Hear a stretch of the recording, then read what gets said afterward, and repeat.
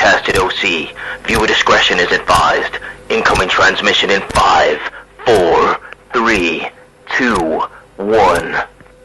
Hey everybody, it's Courtney here from the Outcasted OC podcast and welcome to the Monday Night Raw recap. You guys know how I do this. I don't spend too long with introductions. Let's get into the recap for this week's Monday Night Raw. Monday Night Raw this week kicks off with absolute chaos going on everywhere. There was supposed to be a match between Shayna Baszler and Nia Jax that we never actually got to see because they were too busy brawling in front of the entrance ramp and obviously trying to get pulled away by security guards. They ended up making their way into the ring, and we saw the return of Raquel Rodriguez going ahead and beating down on Nia Jax. And we also saw the return of Rhea Ripley. Now, she obviously went and brawled up against Nia as well as Shayna. All four of the women started brawling with each other, and then a whole bunch of security came into the ring to try and pull them all apart. But Rhea Ripley is mommy, and she obviously knows what she's doing. She started actually beating down on the security guards as well too. So she actually fully punched one in the face and then ended up picking one up and hitting it with the riptide, which was just incredible to see. Everybody else is leaving the ring, so the likes of Shayna Baszler, Nia Jax, and Raquel Rodriguez are all brawling as they leave. Rhea Ripley stays in the ring, and she goes ahead and she says that I'm staying here because I've got business that I need to sort out. Mommy's home and I want the entirety of Judgment Day out here right now because we have some talking to do. And I noticed that when the Judgment Day music hit, it was only Dominic Mysterio and Damian Priest that came out. We didn't actually end up seeing Finn Balor. Now, Michael Cole did reference on commentary that the reason that Finn Balor is not on Monday Night Raw this week is because he sustained an injury during the Brawl segment from last week.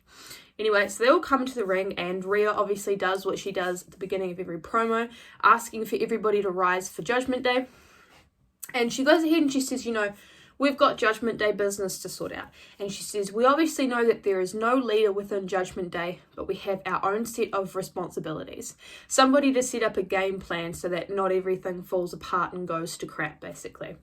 And she says, I've been gone for 2 weeks and the downfall of Judgment Day has already started.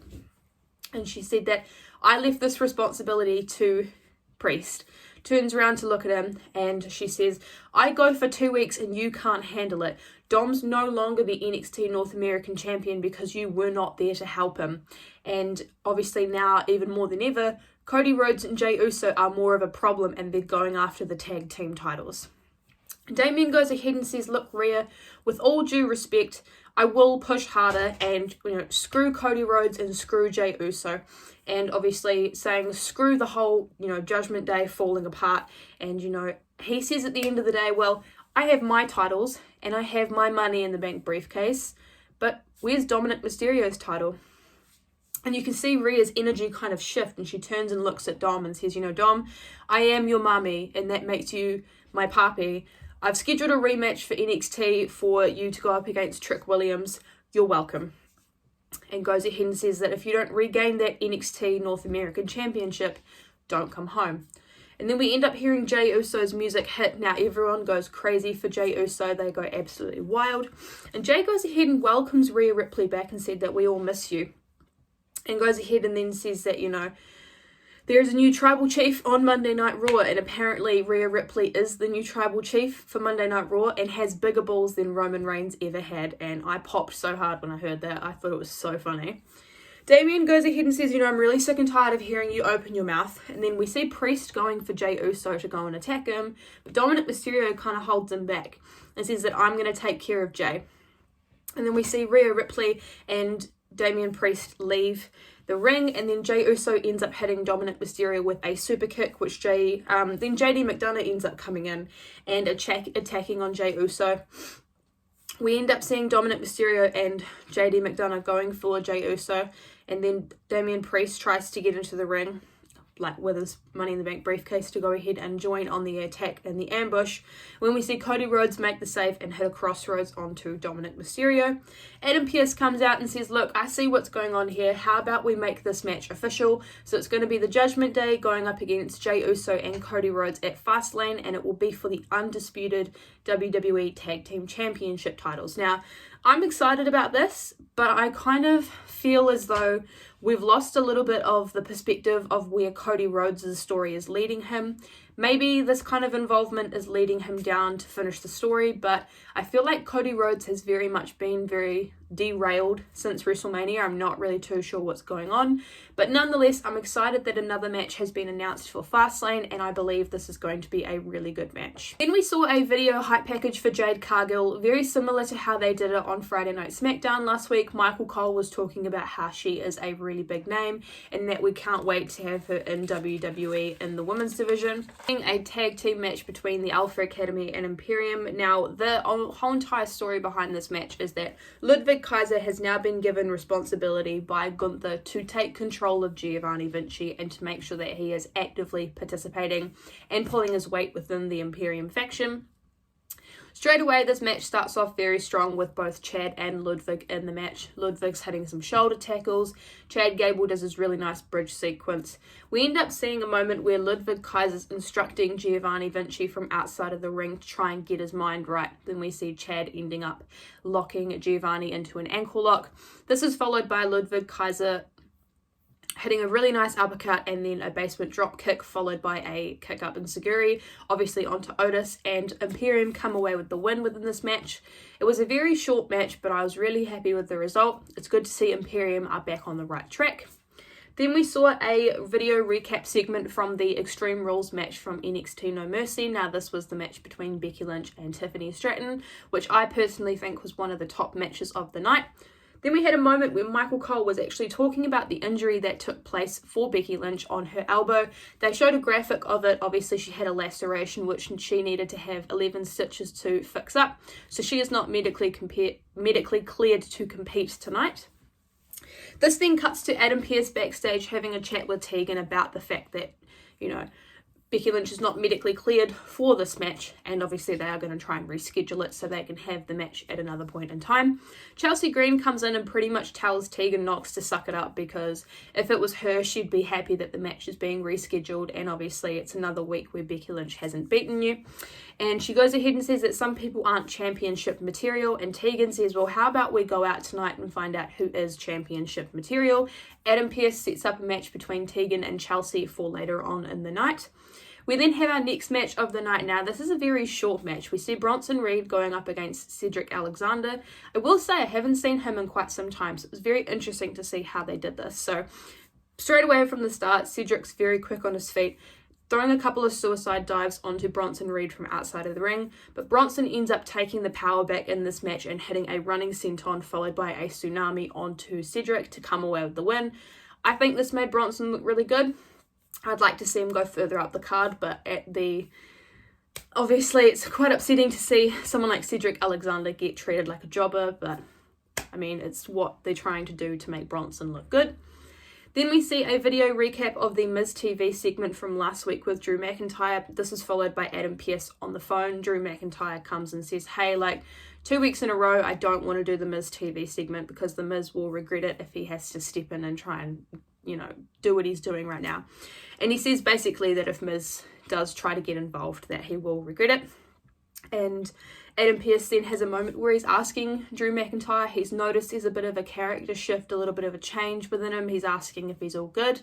Drew's like, I don't know why everybody's so concerned with how I'm doing. Next up, I was really excited for this. We had the contract signing between Gunther and Tommaso Ciampa. Now, as we know, Tommaso Ciampa has gone through the entirety of Imperium, and obviously Gunther's ruling is if you can beat Ludwig and Giovanni, I will give you a shot for the Intercontinental Championship. So we see Tommaso come out and we see Gunther come out. Now, Tommaso is very excited, very hyped, and basically I would highly suggest you watch the promo, but he is so impassioned with how he's talking, and he goes ahead and says that the air will taste different when they go up against you and fight you. And he goes ahead and says that since Gunther's come to the main roster, he's been given opportunity after opportunity, and he's been given 5-course meals when everybody else has been served roadkill and is forced to make it filet. And he goes ahead and says that, we've had to work so incredibly hard to prove that we actually deserve to go up against somebody like you, but you're just getting opportunity after opportunity. And he said that, You know, he's been wanting this championship, the Intercontinental Championship, since he was 5. And he goes ahead and says, you know, when we have the opportunity next week, my family will be sitting front row and they will watch me make history. But it's not about them, and it's the fact that I'm going to fight for that 5-year-old little boy and I will be the new IC champion. And Gunther goes ahead and says, you know, you show up dressed like this. Keep in mind, Gunther's wearing a full-blown suit. And he goes, you want to talk about your family? I respect that. You know, those are noble motives. And then he goes ahead and holds the championship and says that this means the most to me. And he goes ahead and says that because I'm obviously the longest reigning Intercontinental Champion. And Tommaso goes ahead and says, well, you mean you look very confident for somebody who's going to be losing that championship. I mean, I know it's your most prized possession, but I am going to take that Intercontinental Championship. And Gunther goes ahead and says, never interrupt me ever again, and you can keep dreaming and hold your family close, because this is as close as you are going to get to the Intercontinental Championship. And then we see Tommaso Ciampa having this massive mood change where he goes ahead and says, well, let's do this tonight. Let's not hold it back another week. Let's not do this at Fastlane. Let's do this tonight. And Adam Pearce is obviously there trying to facilitate the entire contract signing. And you know, Gunther then goes ahead and says that I think, you know, we need to make sure that it can actually happen. We can change a few things around. But then we end up seeing Adam Pearce go ahead and say that the match is actually going to happen tonight in the main event. But then we see Gunther hitting Tommaso Ciampa with a cheap shot. They end up brawling, but Tommaso Ciampa looks really strong coming out of this. Standing on the corner of the ring, and he's obviously on the ropes holding up the IC title. We obviously know what that normally means, but it was really cool to actually get a visual of Tommaso Ciampa holding that Intercontinental Championship. It's like another version of Goldie. I'd love to see him hold it at some point in time. But yeah, I'm so excited for this match that's happening tonight. Then we had a backstage video segment. Now this was obviously for the Judgment Day. We saw them backstage after their interactions and their further tension being created from earlier on in the night. Damian Priest is really fed up and he's really fired up and he's being like, well, what's Adam Pearce truly up to? You know, what are his motives? What's he doing? You know, he's just really aggravating me. And JD McDonough comes in and he tries to interrupt to give some perspective, but Damian Priest just loses it. And he's like, I'm so sick of what's going on. And, you know, Rhea goes ahead and says, you know, enough. And she says, we're trying to make it so that Kevin, Sammy, Cody, and Jay, my brain works so hard trying to make sure I get all those names. But pretty much, we're trying to make sure that they're not on the same page. And it's well known that Kevin Owens does not like Jey Uso. And we're trying to put a wedge in between them because we obviously want KO and Sami Zayn to be upset at the fact that Cody and Jay are going for the tag titles. And, you know, then JD goes ahead and says, well, how do you think that KO and Sami Zayn will feel after, you know, that the fact that they're going for the tag titles? And as Rhea says, you know, it's going to create a wedge between them. It's going to create some tension. And JD goes ahead and says, divide and conquer. And Damian goes ahead and says, okay, well, I've got to go and think about this. And we see Damian Priest leave. And we see Rhea somewhat acknowledge JD McDonough, not bite his head off, and actually agree with something that he said. She looks at him, and he looks at her. And they both just kind of acknowledge each other, like they both nod. So could we see the fact that Rhea Ripley is now warming up to JD McDonough? So excited for this, because I think JD, it's only a matter of time before he actually joins the Judgment Day. Whether he just gets included in the faction or if that's him replacing somebody in the faction, I don't know, but it's very interesting. Then we see Xavier Woods and Ivar going up in a match. Now this one was also very short as well. Ivar was in control from the very start. Xavier tries to lift Ivar, but then Xavier ends up having a move where he jumps over the barricade and kicks Ivar outside of the ring. Ivar ends up lifting Xavier and going high, and then Xavier tries to meet him there but ends up slamming Ivar.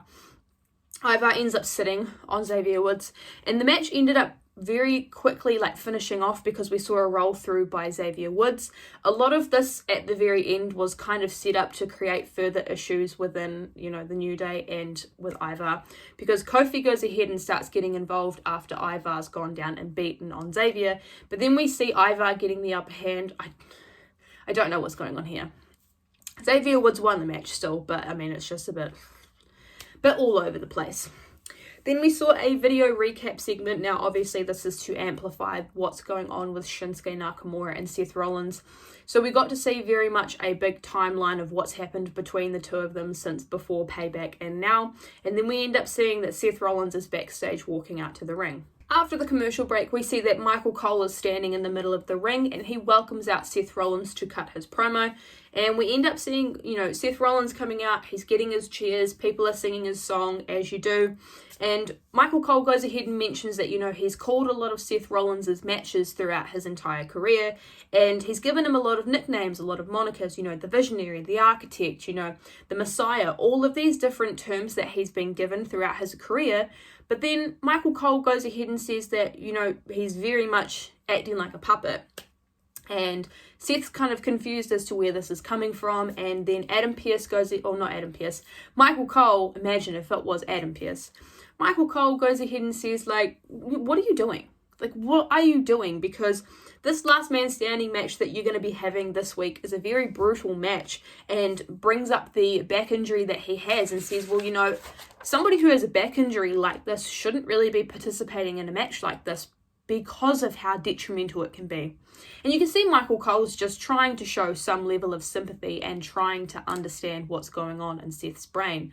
Seth goes ahead and says, well, Michael Cole, to be honest, I can't really put this into words, but let me ask you, how long have you been commentating for? And Michael Cole goes, 26 years. And Seth goes ahead and says, in those 26 years, how many shows have you missed? And Michael Cole responds with 2. And the crowd goes crazy because to be a part of the commentary team for 26 years and only miss 2 shows is just wild. It just goes to show how amazing Michael Cole is at what he does, even though he gets dumped on online. I think he's one of the best commentators we've ever had. Anyway, let's get back on track. This is not a Michael Cole kiss-up party. Seth goes ahead and says, look, you're addicted. You love this. It's the same thing with me. I love this. I feel like this is my duty, my responsibility, and I feel a great sense of honor in what I do. And every time I'm in the ring, I want to give everything that I have. And, because I'm the world heavyweight champion, the respect it's amplified because I need to be the change that people see. And he said that, he leaves it all in the ring. And if he leaves it all in the ring, he feels fulfilled and feels like the responsibility and the honor that he has is going to be there. And obviously he wants to be an example for his daughter and for his wife as well. And he says, that this is the best that I've got and it feels right. And then we see Shinsuke Nakamura pop up on the screen and he's obviously trying to cut a promo. He's asking about, if Seth Rollins is using his back for sympathy. But then we end up hearing the crowd getting a little bit more lit up and we see Shinsuke Nakamura comes in to sneak attack on Seth Rollins and hits him with a Kinshasa.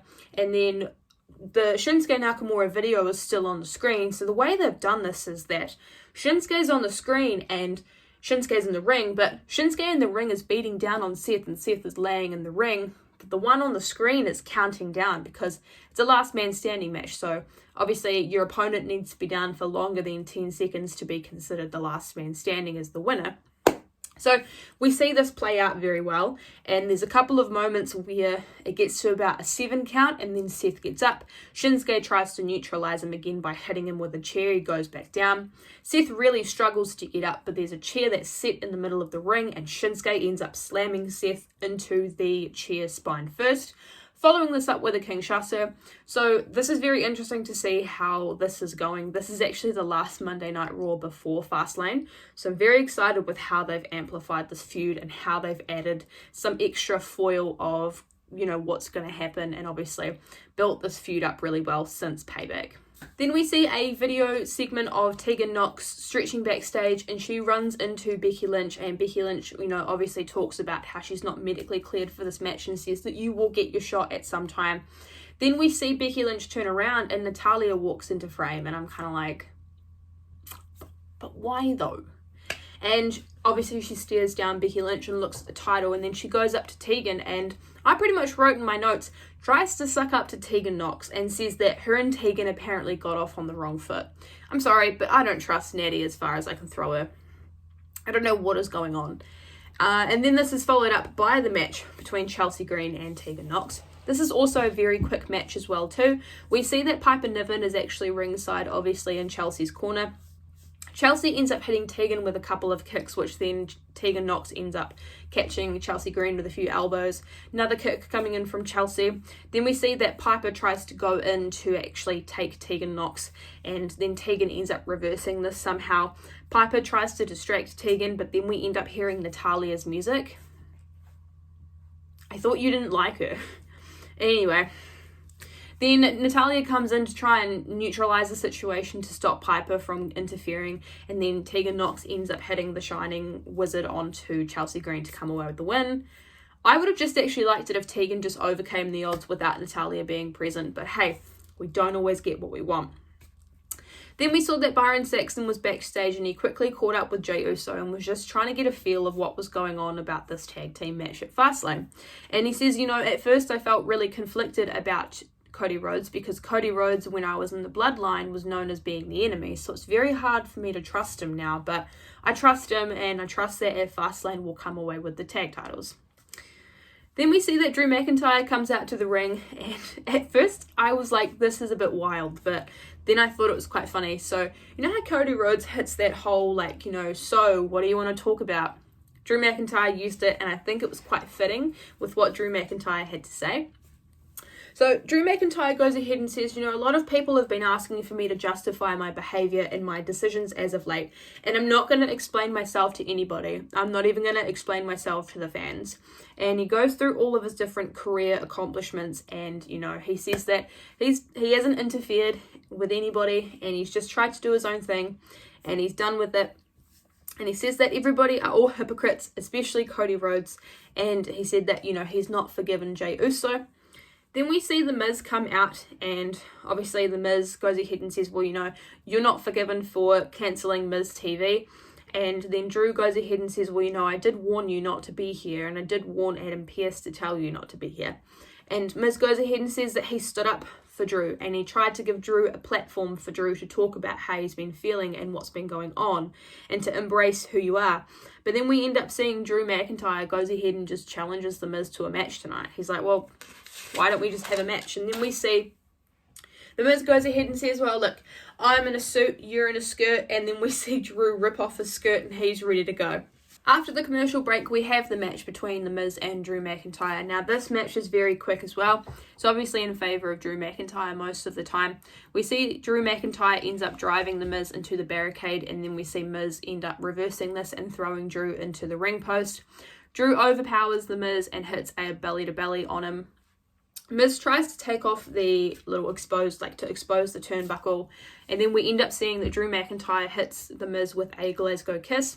He tries to set up the Claymore, he grabs the sword, but then the ref gets kind of distracted, and the sword gets taken off him, and then he ends up throwing The Miz into the exposed turnbuckle, follows this up with a Future Shock DDT to come away with the win. Then at the end we see that, Drew McIntyre goes ahead and grabs a microphone and says that he's not the same guy he was 30 seconds ago. He says sorry and says he's now forgiven and just walks off. Then we had a video recap segment from NXT No Mercy, where we saw Dominic Mysterio go up against Trick Williams for the NXT North American Championship, which we actually did see a new champion come out from that match, which was Trick Williams. This is then followed by Trick Williams actually coming in and chatting with Jackie backstage, and obviously they start talking about the NXT No Mercy win.